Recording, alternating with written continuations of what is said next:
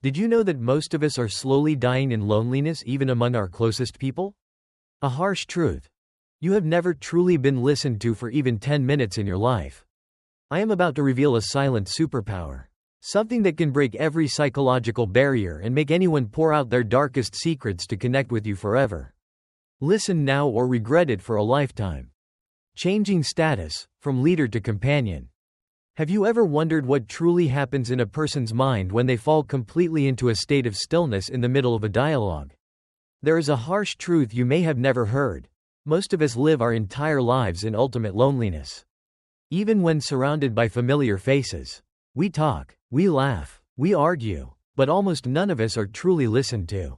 Have you ever set aside 10 minutes, just 10 short minutes, to fully step into someone else's world without any judgment, advice, or interruption? The truth is, most people haven't had that experience even once in their lives. We crave understanding like we crave oxygen to breathe. Yet we are suffocating in shallow and meaningless conversations. Imagine holding a superpower that can make a stranger, after just a few minutes of meeting, willing to drop all barriers and reveal their most painful secrets and deepest wounds that they have never told anyone, not even their parents or spouse.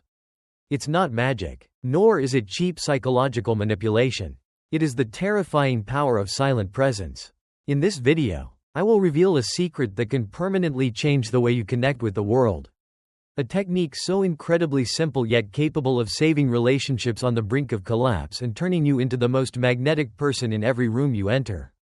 Don't take your eyes off the screen, because what you are about to hear will challenge everything you've known about communication. Before we dive into this secret, please hit the subscribe button to support us and give us more motivation to create more valuable content for you in the future.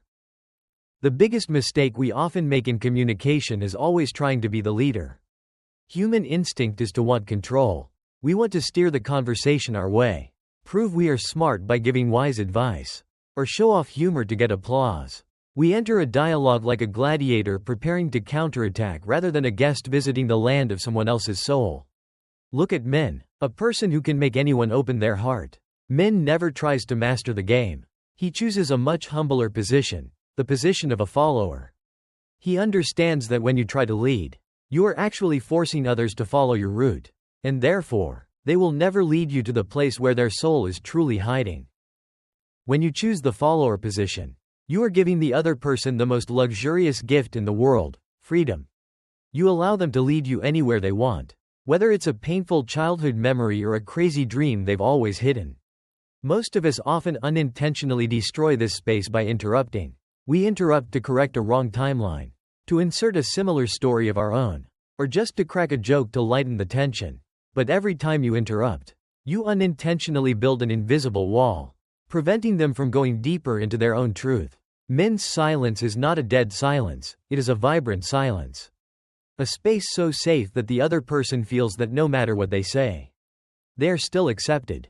The journey from a speaker to a true listener is a revolution of the ego. You need to learn to keep your mind empty of prejudices and plans. When you no longer worry about what you will say next, when you stop preparing perfect answers in your head, that is when you are truly present. This gift of 10 minutes of complete listening can entirely change the nervous system of the person opposite you. It makes them feel valued, feel seen, and when a person feels completely seen, they will voluntarily open the final door of their soul for you to enter. The miracle is, the less you try to show off, the more your attraction multiplies. People don't remember what you said, they only remember how you made them feel about themselves when they were with you. A reflection question for you. If a loved one is telling you about a bitter failure, what do you think would help them feel more comforted? Answer A. You immediately give advice and solutions for them to overcome that failure. Answer B. You remain silent, listen completely, and say nothing until they have truly poured out their heart. Please comment your answer A or B below so we can discuss. Deep diving technique, breaking the social shell. However, listening does not mean you become invisible. A person with the ability to connect deeply like Min understands that there are moments when stillness needs to be punctuated by intentional impacts. This is the art of minimalist but explosive intervention. In ordinary conversations, we often see people skimming over the most important details of their lives as if reading a dry report. They talk about pain, loss, or great failures at an incredibly fast pace. It is a natural defense mechanism. The human mind has a sophisticated filter that helps us glide over painful memories to protect ourselves from reliving that pain. They fear that if they stop there for too long, they will be submerged, or they fear you will see them as weak and mediocre. At this point, Min's technique is to interrupt purposefully. He doesn't interrupt to talk about himself. He interrupts to pull them back to the emotions they're trying to escape. This is a necessary drama. Imagine a guest telling a story about being fired 10 years ago in a monotone voice. Min will stop them right at that moment. He will look deep into their eyes and ask with affection but determination, "Wait a moment. You said it was very difficult. But I want to know the truth. How did you really feel that first night after losing your job? When you sat alone in the dark and thought about the future?" This question is not crude curiosity. It is a drill piercing through the rigid shell of logic to touch the suppressed emotional flow. It forces the other person to stop, take a deep breath, and truly face their real self. The core value lies in chunky questions. These are questions that don't have ready-made answers on the surface. Questions that are philosophical and character-defining. Most of us spend our lives answering what and how. But Min asks about why and how did that feel? Instead of trivial social questions about career or success, Min asks shocking questions. What about yourself do you fear most if others found out? Or, if you could send a message to your 10-year-old self, what would you say so that boy wouldn't feel afraid? These questions are like a lightning bolt shattering the fake silence of common politeness. They create a positive pressure, pushing the other person into the uncomfortable zone, the only place where true connection can happen. When you dare to ask these questions, you are sending a powerful and dramatic message. I am not here to hear your polished stories. I am here to meet the real you, even if it is full of scars and flaws. This creates an exciting breathlessness in the dialogue. The other person will feel an intense urge to reveal. They start talking about childhood fears, complexes of unworthiness, or secret desires they thought they would take to the grave. You are breaking the cocoon of shallowness to touch the core of existence. This is when the conversation shifts from exchanging information to a ritual of empathy. You are no longer standing outside observing. You have stepped completely inside the theater of their soul. Understand that this deep diving is not a forced interrogation. It is guidance through loving and respectful curiosity. When you slow down the rhythm of the conversation, you are creating a space where time seems to stand still. The drama doesn't come from big words, but from the tension of truths being gradually exposed under the light of absolute attention. You must be patient enough to wait, subtle enough to recognize the trembling signals in their voice or the change in their eyes when they touch the most sensitive area. That is where love and understanding begin to sprout, where two strangers can find each other in the ocean of loneliness. Handling sensitive moments, less is more.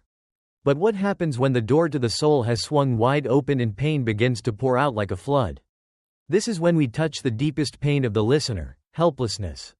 When you see someone you love, or even a stranger, crumble in front of you, survival instincts kick in. We often feel a terrible discomfort, an agitation in the chest when facing someone else's sadness, confusion, guilt, or the fear of not knowing what to do makes us unconsciously seek to extinguish that emotional fire.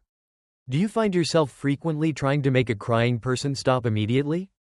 Don't cry anymore. Everything will be fine. You have to be strong. You give them a tissue hoping they will wipe their tears and return to a normal state as quickly as possible. But the bitter truth is, when you try to make them less sad, you are actually making yourself less uncomfortable. You are slamming shut the door they just bravely opened. The audience's pain is the fact that they always feel they must do something to save the situation. They carry the burden of a problem solver. When someone suffers, they feel they have failed if they don't offer a golden piece of advice or a magical solution. But this very attitude creates a massive barrier. A suffering person doesn't need an architect to fix their life. They need a witness to validate their pain. The solution to this problem is extremely simple yet requires an iron will and internal silence. Do less. In the climactic moments of emotion, words are the number one enemy of empathy. All words of comfort at this time become clumsy, shallow, and even insulting to the magnitude of the pain the other person is going through. Min's solution is a precious lesson in absolute silent presence. When a person is facing a great loss or a late regret, he chooses to remain silent. 1 minute, 2 minutes, or even 3 minutes of total silence right on a television broadcast. That silence is dramatic because it goes against all common social rules. But that very silence is the most powerful message. I am not afraid of your pain. I am solid enough to stand here with you in this mire without having to rush to pull you up. This silence allows the other person to live fully with their emotions, to process that pain right in the safe space you created. Let them cry, let them tremble, let them acknowledge their weakness without judgment.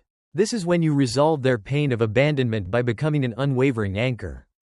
If words become too small, use the power of physical contact subtly, a light touch on the hand, or if the relationship is close enough, give a hug. But remember Min's words. A true hug is a meeting of two nervous systems. Don't hug hastily and then let go immediately as if you are touching fire. Hug for a long time. Meet at the heartbeat, and carry no pressure of wanting them to stop crying or to cheer up. You are simply there, transmitting warmth and presence. This requires you to face your own fear of negative emotions. You must learn to accept that sadness is not a disease to be cured, but an inevitable part of the human experience. When you allow others to suffer in your presence without seeking to intervene, you are giving them an ultimate gift, the right to be themselves in any state. This is the most powerful cure for loneliness. Our pain of not being understood will completely vanish when we find someone with enough strength to be silent with us in the dark. That is not just a communication skill, it is a noble act of humanity. A salvation for exhausted souls. Empathetic mirroring, connecting heart to heart. If you cannot learn this way of listening and mirroring, the price to pay will be extremely high and persistent. The greatest harm is the gradual erosion of core relationships. You will find yourself living in a house full of people but still feeling a cold emptiness. Conversations between you and your spouse, children, or parents will forever stay on the surface, revolving around what to eat, what to buy, or money. You will lose the opportunity to truly understand the most important people in your life. Your children will grow up and seek understanding from strangers on social media because they know their parents will only give dogmatic lectures instead of listening to their fears. Your spouse will gradually close their soul, and one day you will realize you are sleeping next to a stranger. This loneliness doesn't come from a lack of people around you, it comes from a lack of deep connection. If you don't solve this problem, you will forever be trapped in your own cocoon, lonely and never truly touching anyone's heart. Conversely, imagine the massive benefits when you master the technique of empathetic mirroring.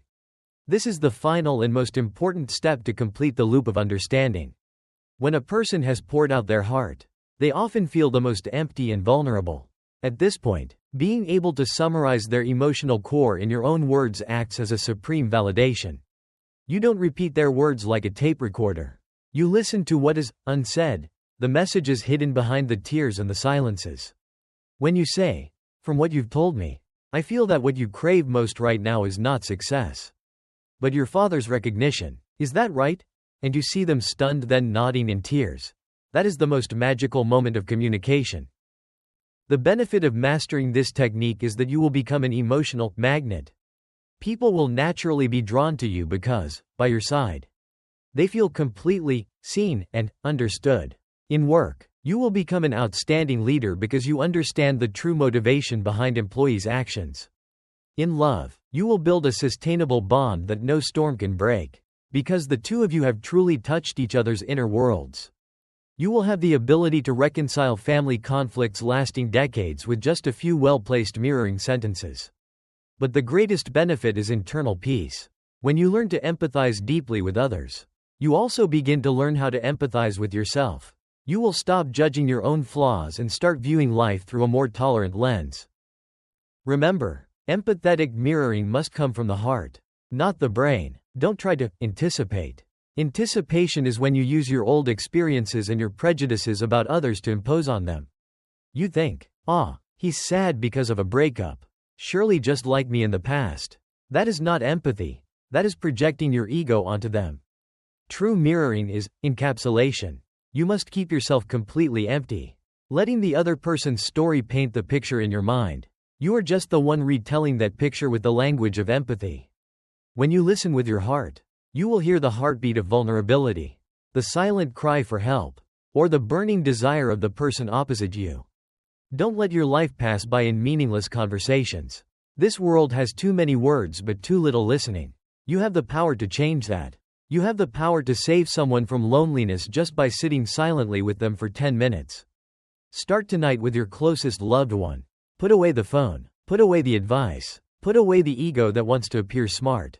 Just be present. Ask chunky questions. And when they speak, listen as if those are the last words you will ever hear on earth. Then, mirror their emotions with all your sincerity. You will see a miracle happen. The door to their heart will swing wide open. And you will enter a new world, where connection is no longer a skill, but a sacred intersection between souls. That is the true meaning of being human. Do it, not just for them, but for the very salvation of your own soul.